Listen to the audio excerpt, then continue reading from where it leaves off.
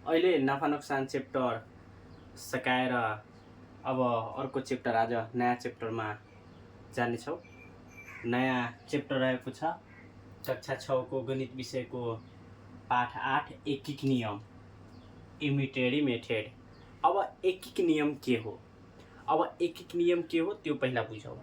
हामीले एकीक नियममा कुनै एउटा वस्तुको मूल्य थाहा पाइसकेपछि त्यस्तै धेरै वस्तुहरूको मूल्य थाहा पाउन हामी एकीक नियमको प्रयोग गर्छौँ।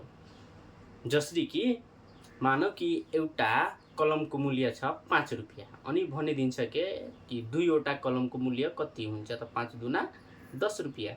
त्यस्तै अर्को पनि त्यस्तै हुन्छ। जस्तै कि यसमा भन्छ कि एउटा किताबको मूल्य 10 रुपैयाँ पर्छ भने 5 वटा किताबको मूल्य कति पर्छ त 50 रुपैयाँ पर्छ। एकीक नियममा के हुन्छ कि एउटा वस्तुको मूल्य थाहा पाइसकेपछि त्यस्तै धेरै वस्तुहरूको मूल्य थाहा पाउन एकीक नियम प्रयोग गर्छ।